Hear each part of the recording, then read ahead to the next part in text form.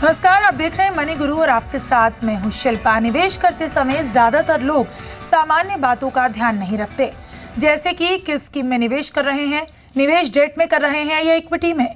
निवेश की समय सीमा और लक्ष्य को तय किए बगैर प्लानिंग कर लेते हैं। हम आपको बताएंगे निवेश करते समय किन बातों का आपको ध्यान रखना चाहिए। साथ ही हम बताएंगे निवेश के टॉप 10 बेस्ट आइडियाज। हमारे साथ खास मेहमान इस वक्त जुड़े हुए तनवीर आलम। तनवीर, बहुत स्वागत है आपका मनी गुरु में। तो चलिए, सबसे पहले हम तनवीर से यही जानेंगे कि निवेश करते समय लोग अक्सर ये सजेशंस भी देते हैं कि बहुत सी बातों का ध्यान रखना चाहिए, लेकिन निवेश करने से पहले वो आखिरकार कौन सी बातें हैं जिनका ध्यान रखना चाहिए? सबसे पहला स्टेप है इन्वेस्टमेंट से पहले जो लोग करते हैं, ये प्लानिंग करनी चाहिए। इनफैक्ट एक बहुत अच्छी किताब है जो कि जिसका टाइटल है what they don't teach you eight Harvard business school. In fact एक इंटरेस्टिंग रिसर्च उसमें उसने लेखक ने किया था। 1979 के हार्वर्ड बैच 100 स्टूडेंट के में से एक रिसर्च किया था, 100 स्टूडेंट को लेकर। उसने सिर्फ 2 सवाल पूछे थे। पहला सवाल ये था कि भाई आप लोगों ने कोई लक्ष्य तय किया है नहीं। दूसरा सवाल ये था कि भाई अगर लक्ष्य तय किया है तो आपने लिखित में रखा है लक्ष्य नहीं और उसकी कोई प्लानिंग की है नहीं। इनफैक्ट 100 लोगों में से 84 लोगों ने कोई लक्ष्य नहीं था उनके पास। 13% लोग उनके पास लक्ष्य था, लेकिन उनके सिर्फ एक दिमाग में लक्ष्य था, लेकिन उन्होंने लिखा नहीं था अपने गोल्स को। सिर्फ 3% लोग ने अपने गोल्स लिखे थे और एक प्रॉपर प्लानिंग की थी और इनको एग्जैक्टली आइडिया था कि मुझे करना क्या है। 10 साल के बाद वापस वो लेखक जाते इन लोगों के पास मिलने के लिए कि लाइफ में उन्होंने क्या अचीवमेंट किया है। तो 84% लोग जिन्होंने कोई लक्ष्य तय नहीं किया था, मान लीजिए उन्होंने अगर X अर्निंग की थी, उसके मुकाबले दूसरा जो ग्रुप था जिन्होंने लक्ष्य सिर्फ तय किया था दिमाग में अपने, लेकिन लिखा नहीं था, उन्होंने 2x अचीव किया। सिर्फ छोटी सी ग्रुप, सबसे छोटी ग्रुप जिन्होंने अपना लक्ष्य लिखा था और एक्चुअली सही मायने में प्लानिंग की थी, उन्होंने 10x टाइम्स अचीवमेंट किया जी। सिर्फ अपने लक्ष्य लिखने से और सही तरह से प्लानिंग करने से।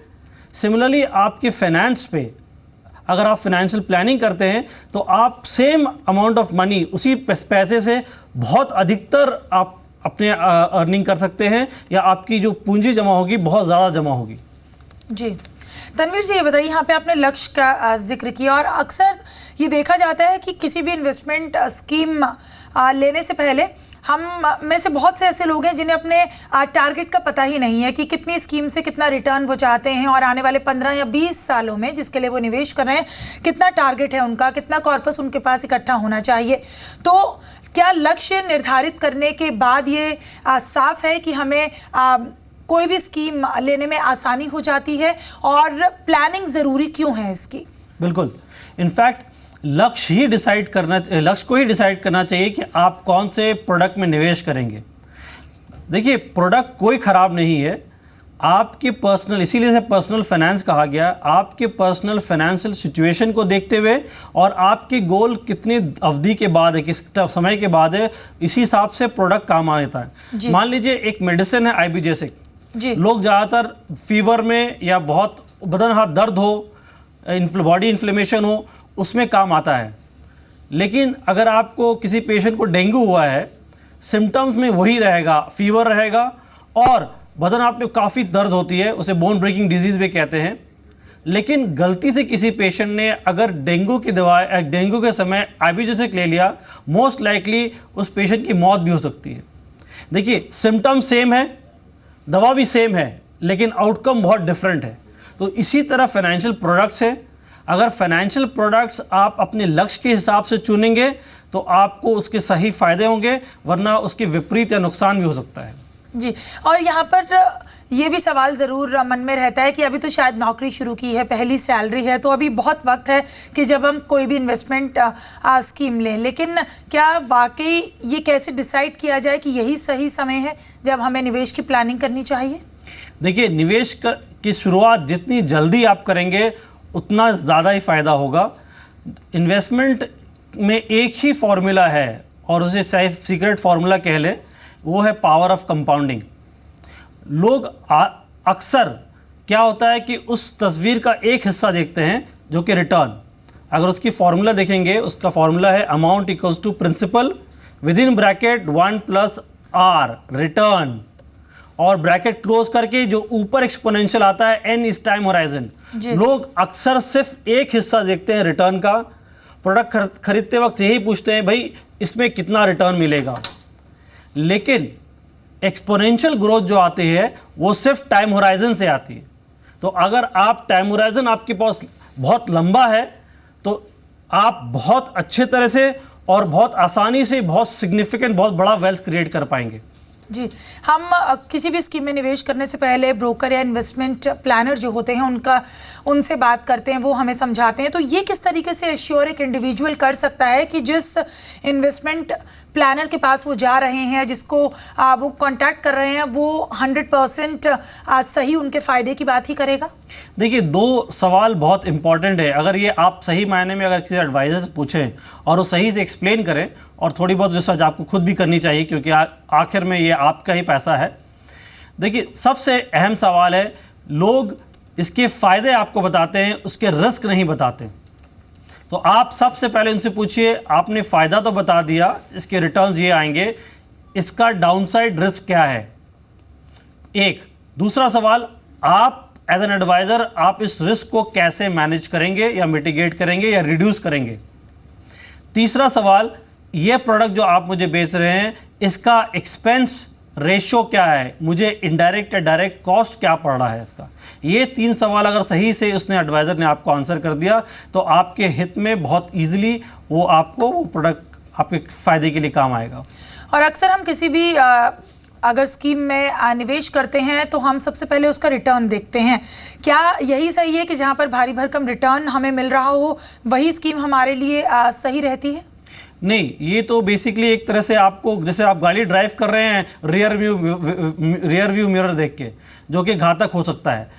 सही मायने में क्या है कि आप प्रोडक्ट की पास्ट परफॉर्मेंस उसकी फ्यूचर को डिपेंड नहीं करती है।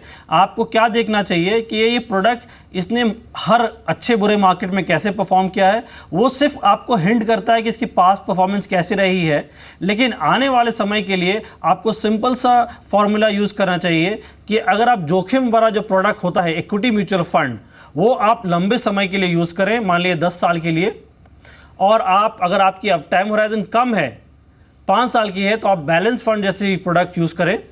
अगर आपकी अवधि 2-3 साल है तो आप डेट फंड जैसे प्रोडक्ट जो कम जोखिम वाले हैं वो यूज़ करें आपके इन्वेस्टमेंट्स के लिए।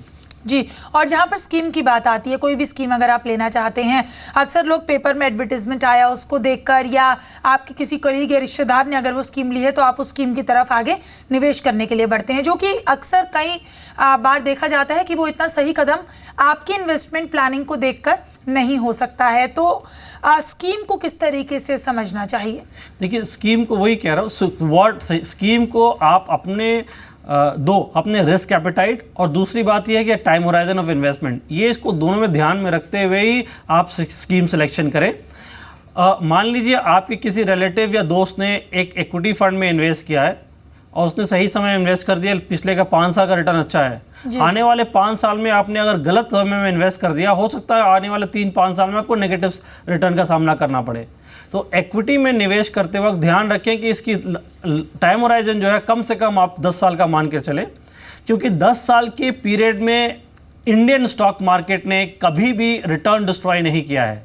वो रिटर्न आपको हमेशा पॉजिटिव आई है और आप अपनी वेल्थ मल्टीप्लाई करेंगे अगर आप लंबी अवधि के लिए निवेश करेंगे। जी, और जहाँ पर स्कीम को समझने का सवाल आता है कि हम दर्शकों को ये बता रहे हैं कि अपनी स्कीम को पूरे तरीके से समझें, तो कोई स्कीम लेने से पहले क्या क्या अहम सवाल हैं जो अपने ब्रोकर या इन्वेस्टमेंट प्लानर से करने चाहिए?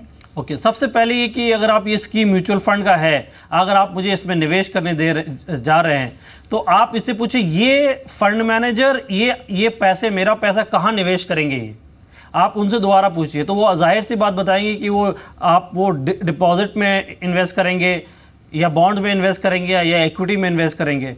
तो उससे आपको अंदाज़ा हो जाएगा कि आप किस रिस्क की प्रोडक्ट ले रहे हैं।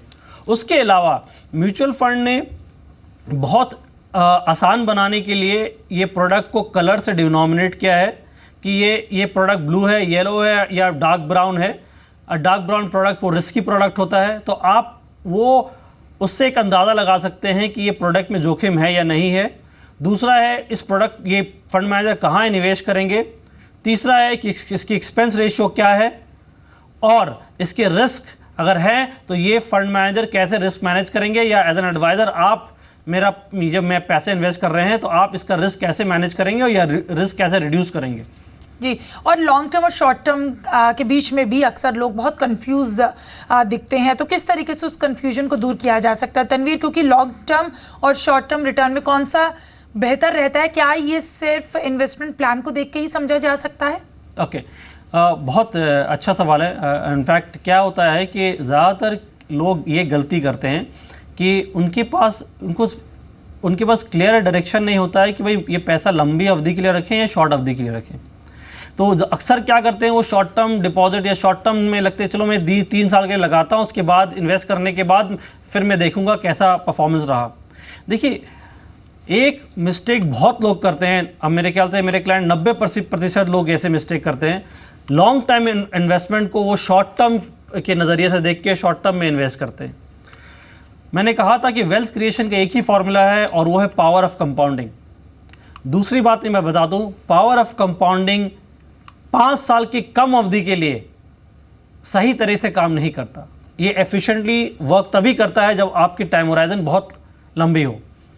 तो अगर आपकी लंबी टाइम होराइजन है तो प्लीज़ उसे शॉर्ट टर्म के नज़रिए से इन्वेस्टमेंट ना करें, उसे लंबे टाइम होराइजन के लिए इन्वेस्ट करें। लेकिन जाहिर सी बात है, सब गोल्स लॉन्ग टर्म नहीं होंगे, तो आपकी जो शॉर्ट टर्म्स वाले गोल हैं वो आप गोल्स शॉर्ट टर्म होराइजन के लिए किसी डेट फंड के ज़रिए या बैलेंस फंड या मंथली इनकम प्लान के ज़रिए आप निवेश करें। और जहाँ पर इक्विटी और डेट स्कीम्स की बात आती है तो कौन सी बेटर हो सकती है, और अगर इनमें हम किसी बेटरमेंट का ऑप्शन नहीं चुनते हैं तो किस तरीके से हम ये डिसाइड कर सकते हैं कि डेट या इक्विटी में से हमारे इन्वेस्टमेंट प्लान को देखते हुए ये स्कीम बेहतर रहेगी? देखिए, क्या होता है कि स्कीम सारे अच्छे हैं, लेकिन इसका एप्लीकेशन जो है वो डिसाइड करेगा कि आपके स्कीम हित में काम कर रहा है या आपके विपरीत काम कर रहा है। क्यों? क्योंकि अगर मान लीजिए आपने इक्विटी फंड आपने 1 साल की अवधि के लिए इन्वेस्ट कर दिया, तो हिस्टोरिकली अगर आप देखेंगे 60% चांस है कि आप पैसा बनाएंगे, 40% चांस है हो सकता है कि आप लॉस कर लें इसमें। लेकिन आप यही अवधि बढ़ाकर 3 साल करते हैं तो वो 60% प्रोबेबिलिटी बढ़ के 75-80% बढ़ जाता है। 10 साल की अवधि में कभी भी हिस्ट्री में स्टॉक मार्केट या म्यूचुअल फंड में कभी भी लॉस नहीं हुआ किसी को जी, चाहे वो खराब से खराब मार्केट समय रहा हो और खराब से खराब फॉल रही हो मार्केट की। तनवीर जी, ये बताइए कि इन्वेस्टमेंट फॉर्म को अच्छे से पढ़ने की जहां बात आती है तो बहुत से उसमें कॉलम्स होते हैं जिन्हें समझने की ज़रूरत होती है, और कई बार तो कानूनी उलझने भी बहुत से फॉर्म्स में होती है। तो फॉर्म को किस तरीके से अच्छे से पढ़ा जाए, उसकी पूरी बारीकियां समझी जाए? देखिए, बेसिकली क्या फॉर्म्स के बहुत इंपॉर्टेंट चीज़ वो ज़रूर पढ़ें, चाहे वो म्यूचुअल फंड हो या इंश्योरेंस इन्वेस्टमेंट हो या किसी भी बॉन्ड वगैरह इन्वेस्ट कर रहे हो।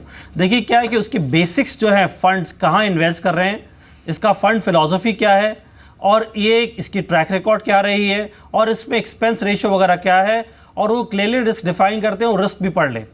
लेकिन बहुत इसके डिटेल जो अगर आप लैंग्वेज में जाएंगे तो शायद आप कभी इन्वेस्ट नहीं कर पाएंगे, क्योंकि देखिए इसी तरह है कि अगर किसी भी मेडिसिन को आप लेते हैं उसकी साइड इफ़ेक्ट्स बहुत ज़्यादा होंगे, लेकिन क्या होता है कि उसे हम लोग कभी कभी लेना पड़ता है। क्योंकि हम लोग निवेश क्यों करते हैं? क्योंकि हमको इन्फ्लेशन को बीट करना है। अगर आप निवेश नहीं करते हैं, नॉर्मली सेव करते हैं, तो आपका पैसा डीके होगा, दिमाग की तरह वो एक्चुअली इन्फ्लेशन खा जाएगा उस पैसे को और आपको पता भी नहीं चलेगा।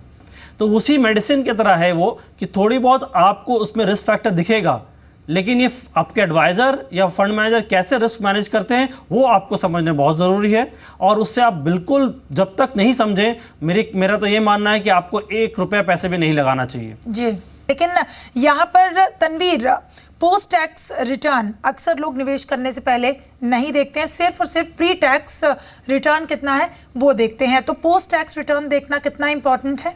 देखिए, एक्चुअली पोस्ट टैक्स रिटर्न ही इम्पॉर्टेंट है, क्योंकि प्री टैक्स रिटर्न क्या होता है, आपके एक्चुअल अर्निंग नहीं है, उस पर आप टैक्स पे करते हैं, और टैक्स पे करने के बाद आपके जो हाथ लगता है वही एक्चुअली सही रिटर्न है।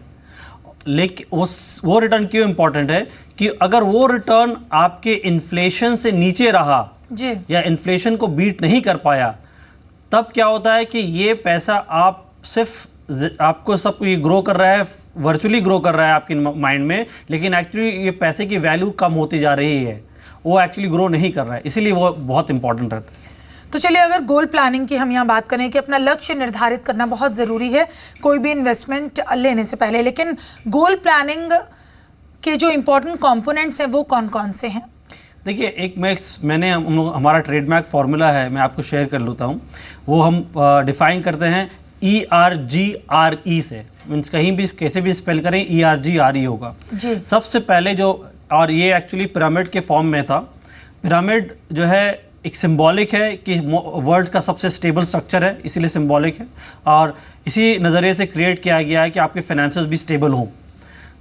सबसे पिरामिड का बेस पार्ट जो होता है वो इमरजेंसी फंड और रिस्क प्रोटेक्शन से, ER से जी। इससे क्या होता है कि आपकी वेल्थ प्रोटेक्ट होती है और कोई भी उस पर लूप होल ना हो।